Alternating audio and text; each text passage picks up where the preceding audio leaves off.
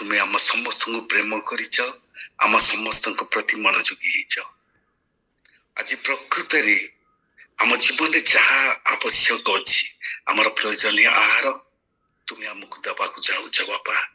ସେ ଆହାରକୁ ଖାଇ ପରିତୃପ୍ତ ହବା ପାଇଁ ଏବଂ ତୁମ ରାଜ୍ୟ ସକାଶେ କାର୍ଯ୍ୟ କରିବା ପାଇଁ ଦୟାକରି ଆମ ସମସ୍ତଙ୍କୁ ପବିତ୍ର ଆତ୍ମାଙ୍କର ସହାୟତା ଦିଅ।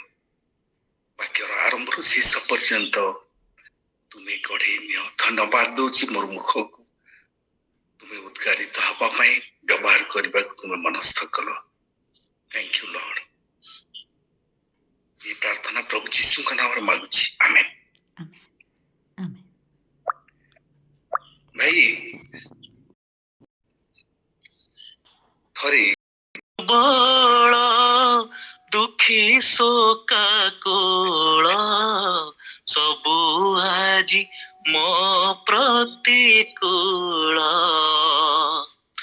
ପ୍ରଭୁ ତୁମେ ହିଁ ମୋର ଆଶ୍ରୟସ୍ଥଳ, ପ୍ରଭୁ ତୁମେ ହିଁ ମୋର ଦୃଢ଼ ଶୈଳ, କୋଳେ ଅସମ୍ଭାଳ ଦୁଃଖ ମୋ ସମ୍ଭାଳ,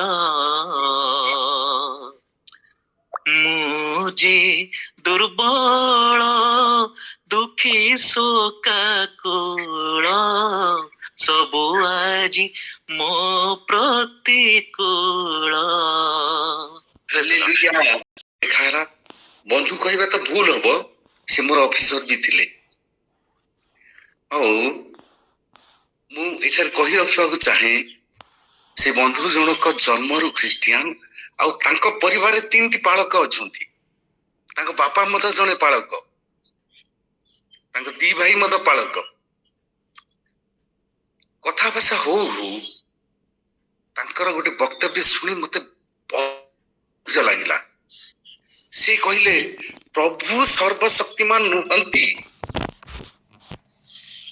ଯେତେବେଳେ ମୁଁ ବିରୋଧ କଲି, ସେ କହିଲେ ଯଦି ସେ ସର୍ବଶକ୍ତିମାନ ହେଇଥାନ୍ତେ ତେବେ ତ ତାଙ୍କ ପାଖରେ ସବୁ ଶକ୍ତି ରହିବାର ଥିଲା। ତାଙ୍କର ଲୋକମାନଙ୍କୁ ସେ ଉଦ୍ଧାର କରିବା କଥା, ରୋଗ ଆରୋଗ୍ୟ କରିବାର ଶକ୍ତି, ବିପଦରୁ ଉଦ୍ଧାର କରିବା ଶକ୍ତି ତାଙ୍କର ରହିବାର ଥିଲା। ମୁଁ କହିଲି ହଁ, ତାଙ୍କ ପାଖରେ ତ ସବୁ ଶକ୍ତି ଅଛି, ତେଣୁକରି ସେ ସର୍ବଶକ୍ତିମାନ। ଶତ୍ରୁମାନଙ୍କୁ ବିନାଶ କରିବାର ଶକ୍ତି ମଧ୍ୟ ରହିବାର ଥିଲା, ନିଜର ଲୋକମାନଙ୍କୁ ଶାନ୍ତି ଦେବାର ଶକ୍ତି ମଧ୍ୟ ତାଙ୍କର ଥିଲା, ରହିବାର ଥିଲା। ମୁଁ ତାଙ୍କୁ କହିଲି ଭାଇ ସବୁ ଠିକ କଥା କହିଲେ, କିନ୍ତୁ ଶତ୍ରୁମାନଙ୍କୁ ବିନାଶ କରିବାର ଶକ୍ତି ଆବଶ୍ୟକ ନାହିଁ, ଶତ୍ରୁମାନଙ୍କୁ ବିନାଶ କରିବା ହିଁ ଆବଶ୍ୟକ ନାହିଁ, ଆମର ପ୍ରଭୁ କହନ୍ତି। ଏ ବିଷୟରେ ମୁଁ ଆପଣଙ୍କୁ ପରେ କହିବି, କିନ୍ତୁ ଆପଣ ଆଜି ଭଲ କି ଶୁଣନ୍ତୁ ମୁଁ ଯାହା ଆପଣଙ୍କୁ କହିବାକୁ ଚାହୁଁଛି। ପ୍ରକୃତରେ ପ୍ରିୟମାନେ, ବର୍ତ୍ତମାନ ଯାହା ଚାଲିଛି, ଆଜିକାଲି ଆମେ ଦେଖୁଛୁ ଯେ ଖ୍ରୀଷ୍ଟିଆନ ମାନଙ୍କୁ ହିଁ ଅଧିକ ତାଡ଼ନା ଆସୁଛି। ସେ କଥା ସେ କହିଲେ ଯେ ଦେଖ, ନ୍ୟୁଜ ପେପର ଦେଖ, ତମେ ଟିଭି ନ୍ୟୁଜ ଦେଖ, ସବୁ ଜାଗାରେ ଖ୍ରୀଷ୍ଟିଆନ ମାନଙ୍କୁ ହିଁ ତାଡ଼ନା ବେଶୀ ଆସୁଛି। ସେମାନଙ୍କ ମଧ୍ୟରେ ହିଁ ଅଶାନ୍ତି ଭରି ରହୁଛି, ସେମାନଙ୍କ ଜୀବନରେ, ଖ୍ରୀଷ୍ଟିଆନ ମାନଙ୍କ ଜୀବନରେ ହିଁ ବିପଦ ଅଧିକ ଆସୁଛି। ତାହେଲେ ଏଇଥିରୁ ପ୍ରତିପାଦିତ ହଉଛି, ପ୍ରମାଣିତ ହଉଛି ଯେ ତମର ପ୍ରଭୁ ସର୍ବଶକ୍ତିମାନ ନୁହନ୍ତି। ମୁଁ କହିଲି ଭାଇ କେବଳ ଆମର ପ୍ରଭୁ ନୁହନ୍ତି, ସେ ଆପଣଙ୍କର ମଧ୍ୟ ପ୍ରଭୁ ଅଟନ୍ତି। କିନ୍ତୁ ସେ କହିଲେ ଯେ ମୁଁ ଏଇ କଥା ଯାକ ମାନେ ନାହିଁ। ଗୋଟିଏ କଥା ପ୍ରିୟ ମାନେ, ଆଜି ଏଇ ପ୍ରଶ୍ନ ଅନେକ ଖ୍ରୀଷ୍ଟିଆନ ଭାଇ ଭଉଣୀଙ୍କ ମନରେ ମଧ୍ୟ ରହିଛି। ପ୍ରକାଶରେ ହୁଏତ ସେମାନେ ପଚାରି ପାରୁନାହାନ୍ତି, କିନ୍ତୁ ଅଧିକାଂଶ ଖ୍ରୀଷ୍ଟିଆନ ଭାଇ ଭଉଣୀ ମାନଙ୍କ ମନରେ ଅଛି ଯେ ଆମର ପ୍ରଭୁ ସର୍ବଶକ୍ତିମାନ, ଆମେ ପିଲା ବେଳୁ ଶୁଣି ଆସୁଛୁ, କିନ୍ତୁ ଯେତେବେଳେ ତାଡ଼ନା ଆସୁଛି ସେ କାହିଁକି ଉଦ୍ଧାର କରୁନାହାନ୍ତି, ଯେତେବେଳେ ନିନ୍ଦା ଆସୁଛି, ମାଡ଼ ଆସୁଛି, ସେତେବେଳେ ସିଏ କାହିଁକି ଆମକୁ ଉଦ୍ଧାର କରୁନାହାନ୍ତି? ପ୍ରଶ୍ନ। ଆଉ ଏଇ ସବୁ ପ୍ରଶ୍ନର ଉତ୍ତର ଆଜି ପ୍ରଭୁ ଆମକୁ ଦେବାକୁ ଚାହାନ୍ତି। ଆପଣ ମାନେ ପ୍ରସ୍ତୁତ ଅଛନ୍ତି ତ? ତାହେଲେ ଯଦି ପ୍ରସ୍ତୁତ ଅଛନ୍ତି ତାହେଲେ ଦୟାକରି ଗୋଟେ ସେକେଣ୍ଡ ଅନମ୍ୟୁଟ କରି ହାଲେଲୁୟା କହ।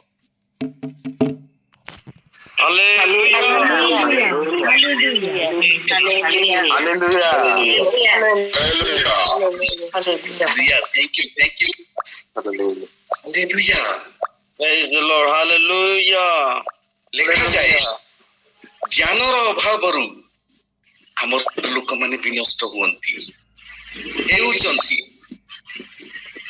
ପ୍ରିୟମାନେ, ଆଜି ସତ୍ୟ ପ୍ରଭୁଙ୍କୁ ଯୋଉମାନେ ଜାଣି ନାହାନ୍ତି ସେମାନେ ବଡ ବଡ ଖ୍ରୀଷ୍ଟିଆନ ଅଟନ୍ତି। ଯୀଶୁଙ୍କ ବିଷୟରେ ହୁଏତ ରିସର୍ଚ୍ଚ କରିଦେଇଥାଇ ପାରନ୍ତି, ବାଇବଲକୁ ମୁଖସ୍ଥ କରିପାରନ୍ତି, ଅଗାଧ ପାଣ୍ଡିତ୍ୟ ସେମାନଙ୍କର ଥାଇପାରେ ବାଇବଲ ଜ୍ଞାନ ଉପରେ, କିନ୍ତୁ ଯୀଶୁଙ୍କୁ ଜାଣି ନାହାନ୍ତି। ଯୀଶୁଙ୍କ ବିଷୟରେ ଜାଣିବା ଏବଂ ଯୀଶୁଙ୍କୁ ଜାଣିବା ଦୁଇଟି ପୁରା ଅଲଗା କଥା ଅଟେ। କାହାଣୀ କହିବାକୁ ଚାହୁଁଛି।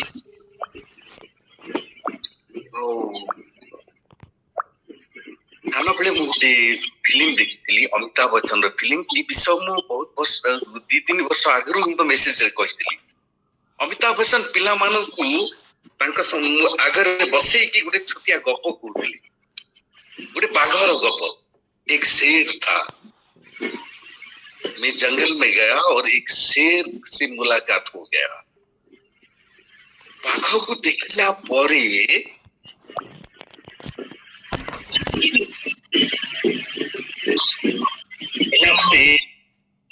ଆଶ୍ଚର୍ଯ୍ୟ ଶୁଣୁଛନ୍ତି, ଅଙ୍କଲ ବାଘକୁ ଦେଖିଛନ୍ତି ସାମ୍ନା ସାମ୍ନି। ତାପରେ ସେ ଯେତେବେଳେ କହିଲେ, ମୁଁ ସେ ଗୀତଟା ଗାଇଦେବି ଟିକେ। मेरे पास आओ मेरे दोस्तों एक किस्सा सुनो, मेरे पास आओ मेरे दोस्तों एक किस्सा सुनो। ये सब गप कही सारा पर जेतेबेले से कहले, मुझे मार के बेशरम खा गया। से पिलामान को मध्यरु जने कहला जे अंकल लेकिन आप तो जिंदा है। से तो अमिताभ कहउचंती, ये जीना भी क्या जीना है लल्लू? ए बंचिबा कोन गोटे बंचिबा अटे कि? कुते हमर जीवन ठीक सेमती ही जाइछि प्रिय माने। अगाध पांडित्य थाई सुधा जीशुको न जानिबा आम भितरे जीवन नथिबा संगे समान अटे। जीशुको सामर्थ्य भरोसा न करिबा मध्यरे जीवन नथिबा ही अटे। आसुद वाक्य मत देखबा, दानिएल 6 पर्व 22 पद। दयाकरी के साहाय्य करंतु। महान परमेश्वर अपना दूत पठाई सिंह मानक मुख बंद कर अछंती आ से माने मोर क्षति करि नाहंती, कारण ताहांक सिंह माने एया हम जानि परचु समस्त हम क्रिश्चियन। ए विषय रे मध दानिएल के विषय रे मध हम जानिचु। राजा जेते बेले भोर जाई की सिंह गातरे पडिथबा दानिएल बंची चंती कि नै जानिबा को चाहिए। आ पचारिले जे दानिएल तुम्हें जहाको नित्य नित्य सभा करूच से परमेश्वर कोन तुमको उद्धार करिसंती? राजांकर हृदय कांदी उठुतिला, कारण से दानिएल को बहुत प्रेम करुथिले। यस प्रिय माने, दानिएल विपद रे पडिथिले, सिंह गभर रे तांकु पका जाइतिला। आउ जेतेबेले राजा पचारले दानिएल उत्तर दउचंती, कौन दौरान माँ टी पढ़ मोर परमेश्वर अपना दूत पठाई सिंह मानक मुख बंद करिसेंती मुसे माने मोर क्षति करि नाहंती कारण ताहांको छामुरे मोर निर्दोषता देखा गला पुणी हे महाराज मु आपनको साक्षात रे कौनसी क्षति करि नाही। हालेलुया। जितेबेले राजा ये कथा शुणिले ये कथा से भाई जन को बुझेवा पूर्वरु मु सारिबा पूर्वरु से आरंभ कले अरे सेटा तो प्रमाण तमर परमेश्वर जदि थांते आगरु काहे की उद्धार कले नहीं सिंह गात भितरे पशिबा को देले काहे की जदि तार किछि क्षति हो जाई थांता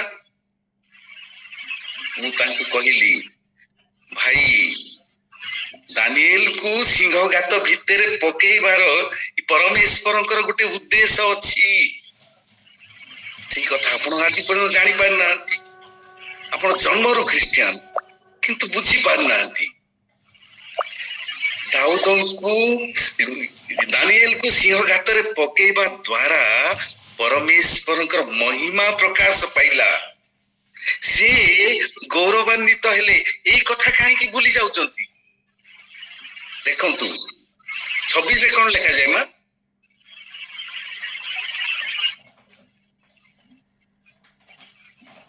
मु एही आज्ञा करू अछि कहू अछि जे मोर राज्य से समुदाय प्रदेश रे लोक माने दानिएल को परमेश्वर को छमरे कंपित भीतर हालेलुया पढ़ो पढ़ो पढ़ो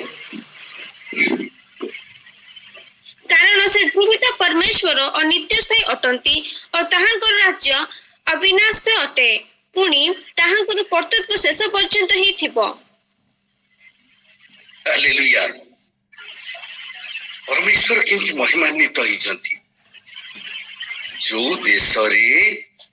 देशर राजा प्रतिमा निर्माण करथिले आ से प्रतिमा को सेवा करबा को कहउथिले सेही देशर राजा वर्तमान कहउचंती जो देश रे नियम करा जायथिला जे तांक छड़ा काहारी को सेवा करा जीव नाही सेही देशर राजा कहउचंती आज्ञा करूचंती जे मोर राज्यस्थ समुदाय प्रदेश रे लोक माने दानिएल को परमेश्वर छामुरे कंपित होंतु भीत होंतु कारण से जीवित परमेश्वर ओ नित्य स्थायी अटंती।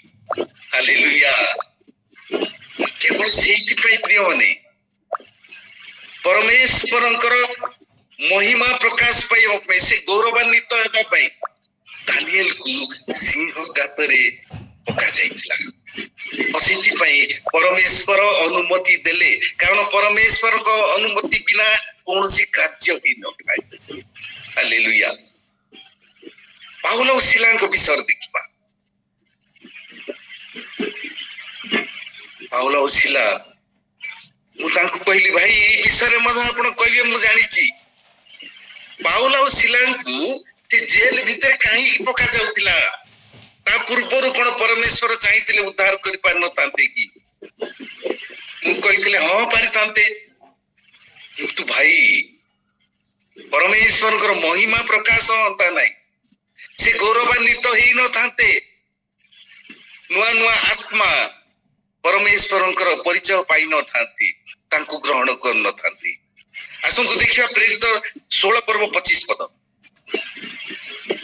किंतु प्राय मध्य रात्रि रे पाउल और सिला ईश्वर को निकट रे प्रार्थना और स्तवगान करुथिले आ बंदी माने सुनुथिले जेल रे थाई कोन करुथिले ईश्वरंकर स्तवगान करुथिले हाथ रे श्रृंखल पाद रे बेड़ी तथापि से माने परमेश्वरंकर प्रशंसा गान करुथिले।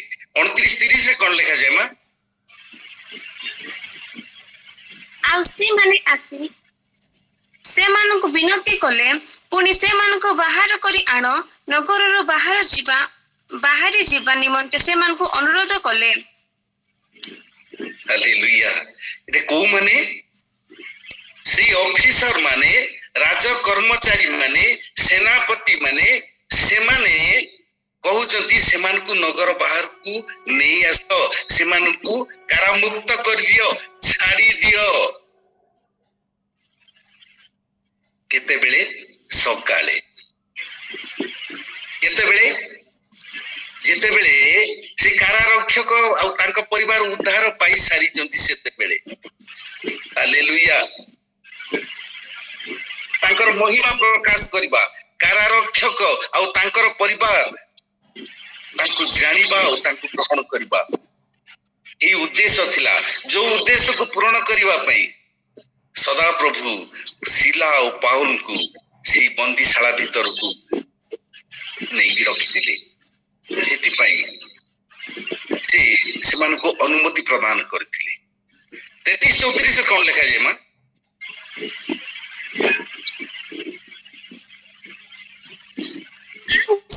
ସେମାନଙ୍କ ରାତ୍ରିରେ ସେ ଘଡ଼ିରେ ଘେନି ଯାଇ ସେମାନଙ୍କ ପ୍ରହାରର କ୍ଷତ ସବୁ ଧୋଇଦେଲେ।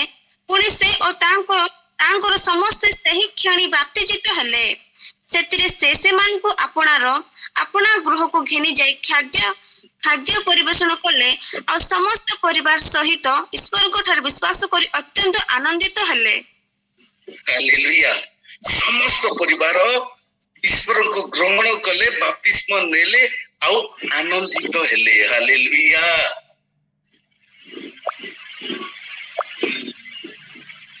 ଭାଇଙ୍କର ମୁହଁକୁ ଦେଖିଲି, ନିର୍ବିକାର, ବୋଧେ ତାଙ୍କ ଭିତରେ ପୁରା ପ୍ରିଣ୍ଟ ହେଇକି ରହିଯାଇଛି ଯେ ପରମେଶ୍ୱର ସର୍ବଶକ୍ତିମାନ ନୁହନ୍ତି। ଆଉ ଥରେ କହି ରଖୁଛି, ସେ ଜନ୍ମରୁ ଖ୍ରୀଷ୍ଟିଆନ ଆଉ ଗୋଟେ ପାଷ୍ଟରଙ୍କ ଘର ପୁଅ।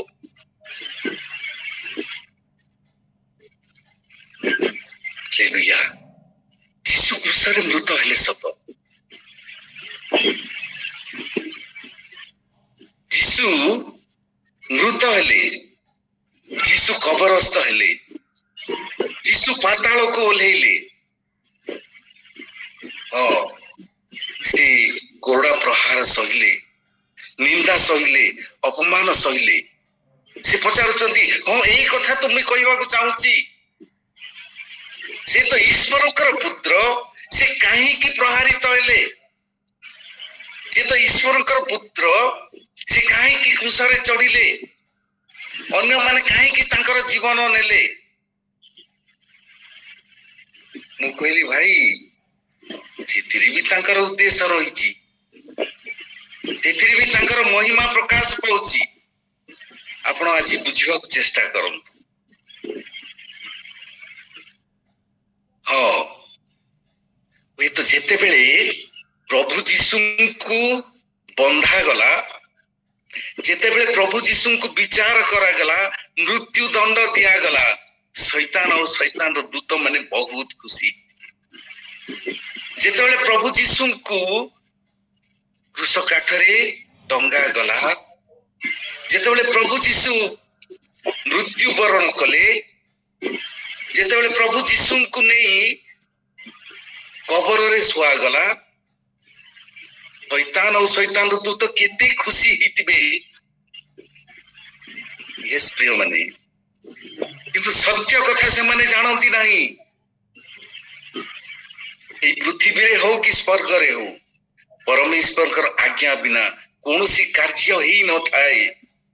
ପରମେଶ୍ୱରଙ୍କ ଯଦି ଆଜ୍ଞା ନଥାନ୍ତା, ଇଚ୍ଛା ଯଦି ନଥାନ୍ତା, ପ୍ରଭୁ ଯୀଶୁ କ୍ରୁଶରେ ଚଢି ନଥାନ୍ତେ, କବର ସାଇ ହେଇ ନଥାନ୍ତେ, କି ପାତାଳକୁ ଓହ୍ଲେଇ ନଥାନ୍ତେ। ଏଇ ପାତାଳକୁ ଓହ୍ଲେଇବା ଯୋଗୁ ପରମେଶ୍ୱରର ଉଦ୍ଦେଶ୍ୟ ଯେ ସାଧିତ ହବାକୁ ଯାଉଛି, ଶୈତାନ ଜାଣି ନଥିଲା। ଯେତେବେଳେ ସେ ପାତାଳରେ ତାଙ୍କୁ ଦେଖିଲା, ସେତେବେଳେ ହୁଏତ ମୁଁ କଳ୍ପନା କରୁଛି ଯେ ଶୈତାନପୁରୀରେ ଗୋଟେ ବିରାଟ ଉତ୍ସବ ପାଳିତ ହୋଇଥିବ।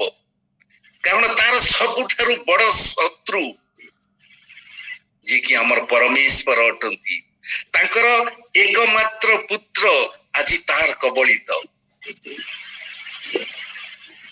ମୃତ୍ୟୁ ତାର ସବୁଠାରୁ ବଡ ଅସ୍ତ୍ର, ମୃତ୍ୟୁ ଦ୍ୱାରା ସେ ତାଙ୍କୁ କବଳ କରିଦେଇଛି, ତାଙ୍କୁ ପାତାଳକୁ ଓହ୍ଲେଇ ଆଣିଛି। କେତେ ଖୁସି ହଉଥିବ ନର୍କପୁରୀରେ। କିନ୍ତୁ अल्प समय पर अल्प समय अवस्था टिके चिंता करबा कल्पना करबा चिंता नुहे जेते बेले पवित्र आत्मा से मध्य को प्रवेश कले आ प्रभु जीशु से भीतर उत्थित हेले जेमती ठीक रॉकेट ऊपर को उठी थाए प्रभु जीशु से पाताल निजकू ऊपर को नहीं आसले शैतान कौन सी शक्ति तांको रोकी पारला नहीं शैतान लक्ष लक्ष दूत प्रभु जीशु को अवरोध करि पारले नहीं शैतान सबु शक्ति को प्रभु जीशु परास्त करदेले मृत्युर शक्ति जहाँ जो शक्ति द्वारा फल सी निजको गर्व अनुभव करुला जे मो पाखरे सबुठारु अमोघ अस्त्र अछि मृत्यु और ईश्वर पुत्र को मृत्यु दे सारी जो गर्व थिला तार गर्व खर्ब ही गला मृत्यु नामक से अस्त्र को से परास्त कर देले शैतान को अस्त्र विहीन कर देले अस्त्र शून्य कर देले सेतेबेले शैतान और तार से दलर अवस्था कौन ही तो टिके चिंता करबा प्रिय माने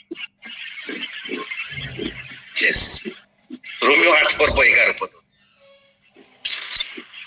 आउ जे मूर्ति मानक मध्यरु यीशु को उठैले ताहांकर आत्मा जदि तुम मानक ठारे वास करंती तेबे जे मूर्ति मानक मध्यरु ख्रीष्ट यीशु को उठाइले से तुम मानक ठारे वास करुथिबा आपण आत्मा को द्वारा तुम मानक मर्त्य शरीर को मध्य जीवित करिवे यस प्रिय माने से पवित्र आत्मा जे मृत्यु मानक मध्यरु ख्रीष्ट यीशु को उठैले से पवित्र आत्मा कर शक्ति जहा शैतान रा सब शक्ति को पराजित कर देथिला सेही शक्ति सेही आत्मा हमर मर्त्य शरीर को मध्य जीवित करिवे हालेलुया ए पृथ्वी रे हमर रहणी केवल 2 दिन प्रिय माने ए पृथ्वी रे हमें केते दिन रहिबा किंतु जेबते बेले हमें से पवित्र आत्मा को द्वारा उठा जीवा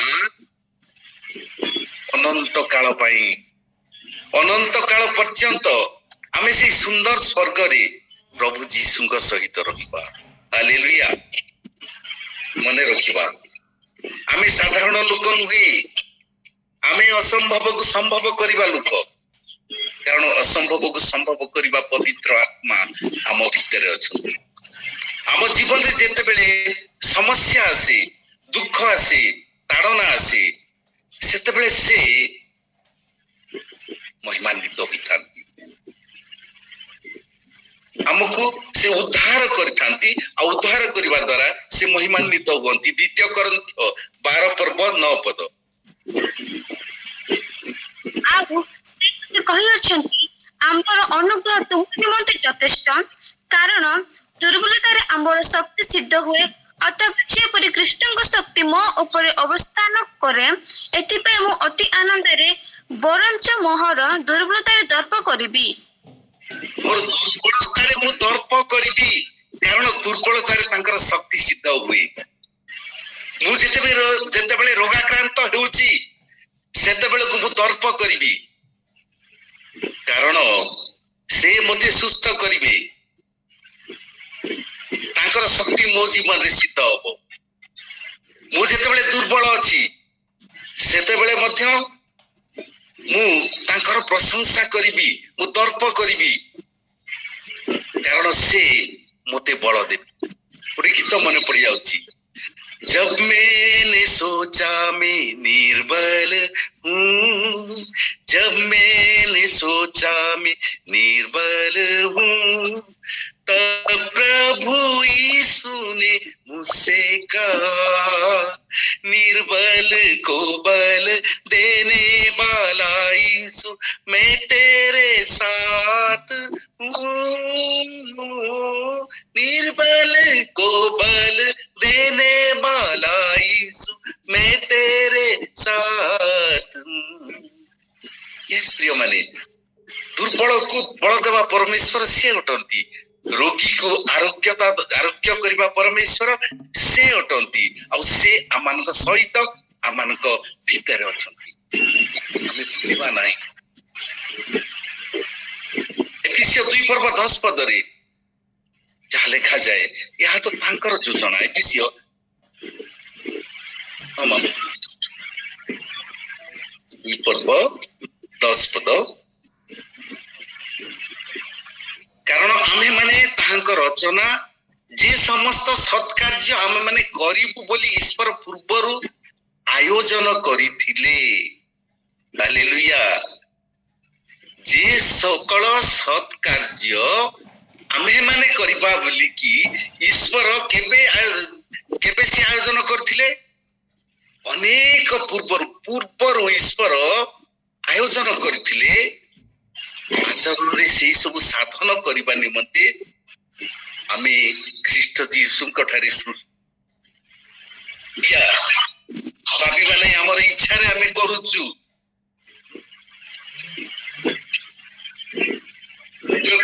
हमर शरीर अंग प्रत्यंग को तांको हाथ रे समर्पण करू से तांकर पूर्व निर्धारित योजना अनुसार आमर प्रत्येक विषय को से व्यवहार करिवे आम जीवन रे तांकर इच्छा पूर्ण करिवे से जहाँ आयोजन करिकी रखिचंती से सत्कार्य गुड़िक आम द्वारा से करिवे। मने रखंतु आमे किछि करि परिबा नाही जदि आमर प्रत्येक विषय को तांको हाथ रे समर्पण करू ताहले सत्कार्य से करिवे। पराक्रम द्वारा नुहे केवल निज बल द्वारा नुहे मात्र हमर आत्मा द्वारा। जिखरिया 4:6 कोन लिखा जाय मा तो मत उत्तर करी कहते एहा जिरपा पिलंक प्रति सदाप्रभुଙ୍କର वाक्य ଯଥା क्रम द्वारा नुहे किंबा बल द्वारा नुहे मात्र आम्बर आत्मा द्वारा एही सन्याधिपति सदाप्रभु कहंती। हालेलुया। सन्याधिपति सदाप्रभु कहंती कौन कहती यह जिरुबाबिल को प्रति सदाप्रभु का वाक्य यथा पराक्रम द्वारा नुहे निजर पराक्रम द्वारा नुहे किंबा निजर बल द्वारा नुहे किंतु आम्भर आत्मा द्वारा। आज आपनकु आ मोते से कहिबा को चाहंती प्रिय माने आम निजर पराक्रम द्वारा आमे किछि करि परिबा नाही हमर बल द्वारा आमे किछि करि परिबा नाही हमर ज्ञान द्वारा आमे किछि करि परिबा नाही किंतु से आत्मा को द्वारा जो साहाय्यकारी आत्मा को आपनक भीतर से स्थापन करिचंती जो साहाय्यकारी आत्मा को मो भीतर को से पठेइचंती से पवित्र आत्मा को द्वारा आमे सब करि परिबा भरोसा प्राप्त होबा विश्वास करिबा कारण से आम सहित अछंती। फिलिपियो 2:13 कारण इच्छा करबाको और साधन करबाको ईश्वर अपना मंगलमय संकल्प साफल्य निमंते तुममानको अंतर रे कार्य करंती। हालेलुया। से कोडी कार्य करंती हमर अंतर रे कार्य करंती के से कार्य करंती आ को कार्य करंती कारण तांकर इच्छा कारण इच्छा करिबा पाई आ साधन करिबा पाई इच्छा करिबा को आ से इच्छा करिबा पाई ईश्वर तांकर मंगलमय संकल्प जहा थिला हम जीवन रे तांकर मंगलमय संकल्प ताकू साफल्य करिबा पाई ताकू साकार करिबा पाई आमानकर हृदय रे वास करंती आ आमानकर भीतर अंतर रे से कार्य करंती। यस प्रिय माने तुधुरी जीवा हमर ज्ञान रे नुहे हमर बल रे नाही हमर बुद्धि रे नुहे तांकर अनुग्रह रे से पवित्र आत्मांकर साहाय्य रे पवित्र आत्मांक ऊपर भरोसा करिबा तांकर उपस्थिति को मागिबा भरोसा प्राप्त होबा ଆଉ ତାଙ୍କୁ ବିଶ୍ୱାସ କରିବା। ପାଉଲ କହନ୍ତି, କଣ କହନ୍ତି ପାଉଲ? ଫିଲିପିଓ 4:13 ଟିକେ ଦେଖିବା। ମହାନ ଶକ୍ତିଦାତାଙ୍କ ସାହାଯ୍ୟରେ ମୁଁ ସମସ୍ତ କରିପାରେ। ହାଲେଲୁୟା। ନିଜର ବଳ ଦ୍ୱାରା ନୁହେଁ, ନିଜର ଜ୍ଞାନ, ନିଜର ବୁଦ୍ଧି ଦ୍ୱାରା ନୁହେଁ, ମୋର ଶକ୍ତିଦାତାଙ୍କ ସାହାଯ୍ୟରେ ମୁଁ ସବୁ କରିପାରେ।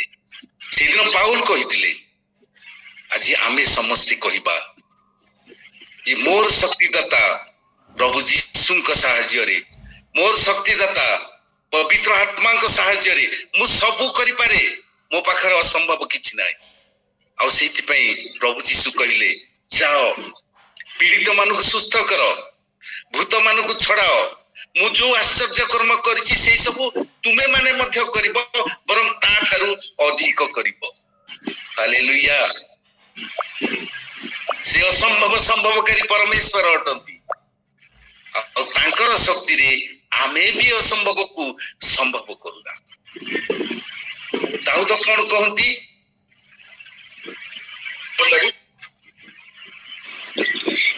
ତୁମ ଦ୍ୱାରା ମୁଁ ସୈନ୍ୟଦଳ ଉପରେ ଦୌଡ଼େ, ଆଉ ମୋ ପରମେଶ୍ୱର ମୁଁ ପ୍ରାଚୀନ ଦିଏ। କଣ ଲେଖାଯାଏ? ଆଉଥରେ ଟିକେ ପଢ ମା। କାରଣ ତୁମ ଦ୍ୱାରା ମୁଁ ସୈନ୍ୟଦଳ ଉପରେ ଦୌଡ଼େ, ଆଉ ମୋ ପରମେଶ୍ୱରଙ୍କ ଦ୍ୱାରା ମୁଁ ପ୍ରାଚୀନ ଦିଏ। କାହା ଦ୍ୱାରା? ନିଜର ଶକ୍ତି ଦ୍ୱାରା ନୁହେଁ, ପରମେଶ୍ୱରଙ୍କୁ ଦାଉଦ କହୁଛନ୍ତି, ତୁମ ଦ୍ୱାରା ମୁଁ ସୈନ୍ୟ ଦଳ ଉପରେ ଦୌଡେ ଓ ମୋ ପରମେଶ୍ୱରଙ୍କ ଦ୍ୱାରା ମୁଁ ପ୍ରାଚୀରକୁ ମଧ୍ୟ ଡେଇଁ ଯାଇଥାଏ। ଏଇ ଅଫିସ ଯାକରେ ଯୋଉ ପ୍ରାଚୀର ଅଛି, ଘରେ ଯୋଉ ପ୍ରାଚୀର ଅଛି, ସେଇ ପ୍ରାଚୀର ନୁହେଁ ପ୍ରିୟ ମାନେ। ସେତେବେଳେ ଯୋଉ ପ୍ରାଚୀର ଯାକ ଥିଲା, ଆମେ ଫିଲ୍ମ ଯାକରେ ଦେଖିଛୁ ନାଇଁ କି, ଦୁର୍ଗ ଯାକର ପ୍ରାଚୀର, କେତେ ବଡ ବଡ ପ୍ରାଚୀର। ସେଇ ପ୍ରାଚୀରକୁ ଡେଇଁବାକୁ ମଧ୍ୟ ପରମେଶ୍ୱରଙ୍କ ଶକ୍ତିରେ ସେ ଦିଅନ୍ତି। କଥା ସେ ସ୍ୱୀକାର କରୁଛନ୍ତି। ଆଜି ପ୍ରଭୁ ଚାହାନ୍ତି ଆମେ ସମସ୍ତେ ସ୍ୱୀକାର କରିବା, ହେ ପରମେଶ୍ୱର, ହେ ପ୍ରଭୁ ଯୀଶୁ, ହେ ପବିତ୍ର ଆତ୍ମା, ତୁମର ଶକ୍ତିରେ ମୁଁ ସବୁ କରିପାରେ। ହାଲେଲୁୟା। ଆମେ ଭାବୁଛୁ ଆଉ ଦେଖିବା କଣ ଭାବୁଛୁ। ପ୍ରଥମ କରିନ୍ଥୀୟ 8:1।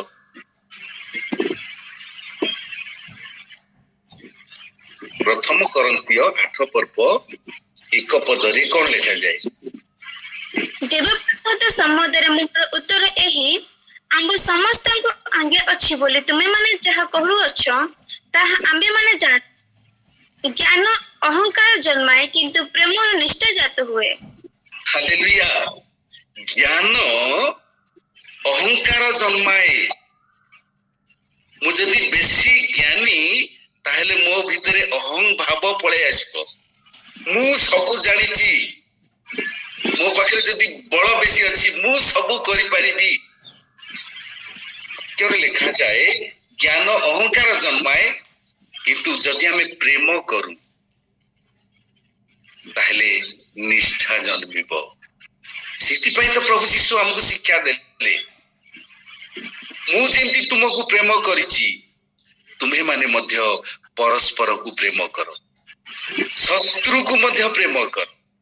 ୟେସ୍ ପ୍ରିୟ ମାନେ, ଆମେ ତାଙ୍କର ସେହି ଆଜ୍ଞା ଯଦି ପାଳନ କରୁ ତାହେଲେ ଆମେ ବି ଅସମ୍ଭବକୁ ସମ୍ଭବ କରିବା, ଆମେ ବି ସେଇ ସ୍ୱର୍ଗ ରାଜ୍ୟର ଯୋଗ୍ୟ ହବା। ହିତୋପଦେଶ 3:5-6 କଣ ଲେଖାଯାଏ? ତୁମେ ସର୍ବାନ୍ତଃକରଣ ସହିତ ସଦାପ୍ରଭୁଙ୍କ ଠାରେ ବିଶ୍ୱାସ କର, ନିଜ ସୁବିବେଚନା ଆଉଜି ପଡ ନାହିଁ। ଆପଣା ସବୁ ଗତିରେ ତାହାଙ୍କୁ ସ୍ୱୀକାର କର, ତାହେଲେ ସେ ତୁମର ପଥ ସବୁ ସରଳ କରିବେ। ହାଲେଲୁୟା। ଆମର ସବୁ ଗତିରେ ଆମେ ତାଙ୍କୁ ସ୍ୱୀକାର କରିବା।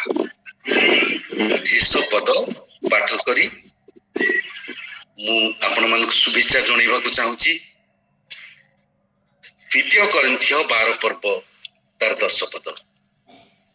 ତେଣୁ ଖ୍ରୀଷ୍ଟଙ୍କ ନିମନ୍ତେ ଦୁର୍ବଳତାରେ, ଅପମାନରେ, ଦୁର୍ଦ୍ଦଶାରେ, ତାଡ଼ନାରେ, ସଙ୍କଟରେ ମୁଁ ସନ୍ତୁଷ୍ଟ ହୁଏ। କାରଣ ଯେତେବେଳେ ମୁଁ ଦୁର୍ବଳ, ସେତେବେଳେ ମୁଁ ବଳବାନ। ହାଲେଲୁୟା। ଯେତେବେଳେ ଆମେ ଦୁର୍ବଳ ଆମେ ସେତେବେଳେ ବଳବାନ। କାରଣ ଆମେ ଯେତେବେଳେ ଦୁର୍ବଳ ହବା ସେତେବେଳକୁ ସେ ଆମ ଭିତରେ କାର୍ଯ୍ୟ କରିବେ। ସେତେବେଳକୁ ସେ ଯେତେବେଳେ ଆମେ ସମ୍ପୂର୍ଣ୍ଣ ଦୁର୍ବଳ ହେଇଯିବା ସେତେବେଳେ ଆମେ ସମ୍ପୂର୍ଣ୍ଣ ରୂପେ ତାଙ୍କ ଉପରେ ନିର୍ଭର କରିବା।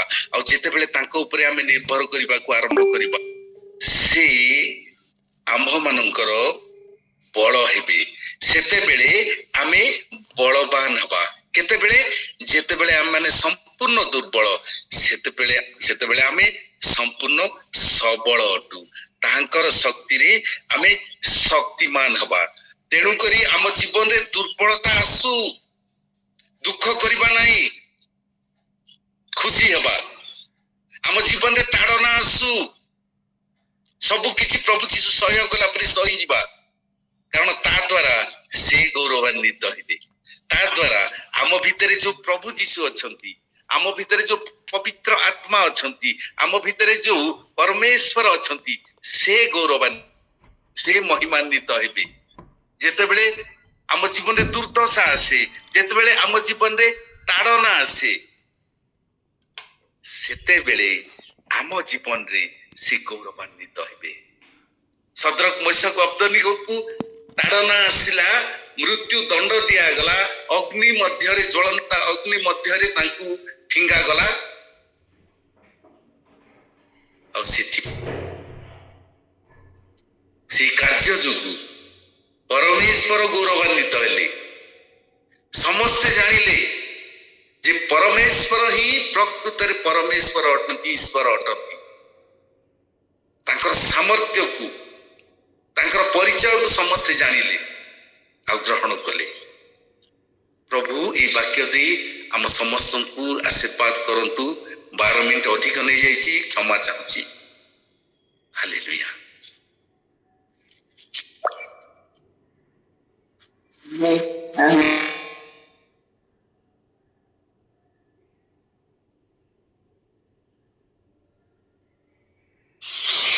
ଆସୁ ଆମମାନେ ପ୍ରାର୍ଥନା କରିବା। ଆଇ ଆମମାନଙ୍କର ପ୍ରେମିକ ସ୍ୱର୍ଗସ୍ଥ ପିତା, ତୁମେ ଆତ୍ମା ରୂପୀ ପରମେଶ୍ୱର, ତୁମେ ଆଶ୍ଚର୍ଯ୍ୟ ଦୟାବାନ ପରମେଶ୍ୱର, ତୁମେ ରାଜା ମାନଙ୍କ ରାଜା, ପ୍ରଭୁ ମାନଙ୍କର ପ୍ରଭୁ। ତୁମେ ସେ ଜୀବିତ ପରମେଶ୍ୱର ଯେ କି ଆଜି କାଲି ପରଦିନ ସବୁଦିନ ସମାନ ଥିବା ପରମେଶ୍ୱର। ପ୍ରଭୁ ତୁମର ଧନ୍ୟବାଦ କରୁଛୁ, ଗୌରବ କରୁଛୁ, ପ୍ରଶଂସା କରୁଛୁ।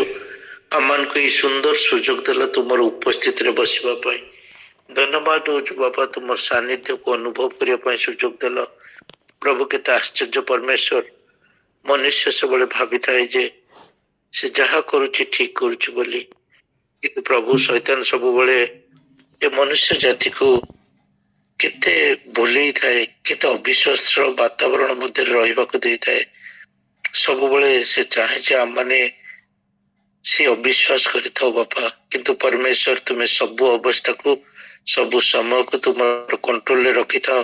ପୁଣି ତା ସହିତ ବାପା ତୁମେ ସବୁବେଳେ ଚାହଁ ଯେ ତୁମର କାର୍ଯ୍ୟ ଦ୍ୱାରା, ତୁମର ଅନୁଗ୍ରହ ଦ୍ୱାରା, ତୁମର ପ୍ରେମ ଦ୍ୱାରା ତୁମେ ଗୌରବାନ୍ୱିତ ହୁଅ ବାପା।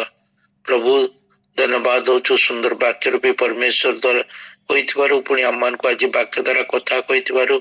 ହୁଏତ ବାପା ଅନେକ ଥର ଆମମାନଙ୍କ ମଧ୍ୟରେ ସେ ପ୍ରଶ୍ନ ଉଠେ, କାହିଁକି ତୁମେ କଲ ନାହିଁ, କାହିଁକି ତୁମେ କରିଲ ନାହିଁ।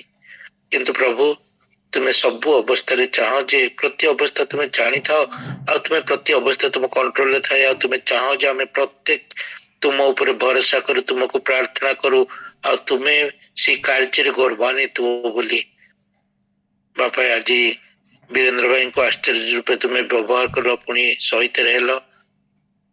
ତୁମେ ଯେ ଜୀବିତ ପରମେଶ୍ୱର, ତୁମେ ଯେ ମୃତ୍ୟୁଞ୍ଜୟ ପରମେଶ୍ୱର, ତୁମେ ଯେ ମୃତ୍ୟୁର ନାଉଡ ଭାଙ୍ଗି ଦେଇଛ, ଯାହାକି ବାପା ଶୈତାନ ଦିନେ ଚାହୁଁଥିଲା ମୃତ୍ୟୁର କବଳରେ ତୁମକୁ ରଖିବାକୁ, କିନ୍ତୁ ତୁମେ ସବୁ ନାଉଡକୁ ଭାଙ୍ଗିଦେଲ, ଦଳିଦେଲ ବାପା। ପୁଣି ଆଉ ଥରେ ଜୀବିତ ହୋଇ ଉଠିଲ, କାରଣ ତୁମେ ସେଇ ଜୀବିତ ପରମେଶ୍ୱର ଯେ କି ସୃଷ୍ଟିକର୍ତ୍ତା, ଯେ କି ତ୍ରାଣକର୍ତ୍ତା, ଯେ କି ରକ୍ଷାକର୍ତ୍ତା, ଯେ କି ସାହାଯ୍ୟକାରୀ ପରମେଶ୍ୱର ବାପା। ପ୍ରତିଦିନ ତୁମେ ଆମମାନଙ୍କର ପ୍ରାର୍ଥନା ଶୁଣିଥାଅ। ସେଦିନ ଦାଉଦଙ୍କର କେବଳ ଶୁଣିଲ ନୁହେଁ ବାପା, ଆଜି ବି ତୁମେ ଆମ ପ୍ରତ୍ୟେକଙ୍କର ଯେତେ ଜଣ ଆଜି ଉପସ୍ଥିତ ଅଛୁ, ପ୍ରତ୍ୟେକଙ୍କର ପ୍ରାର୍ଥନା ଶୁଣୁଛ, ଉତ୍ତର ଦଉଛ, କାର୍ଯ୍ୟ କରୁଛ ବାପା। ତାହା ମାନେ ପ୍ରତିଦିନ ଅନୁଭବ କରୁଛୁ ବାପା। ଧନ୍ୟବାଦ ଗୌରବ ତୁମର କରୁଛୁ।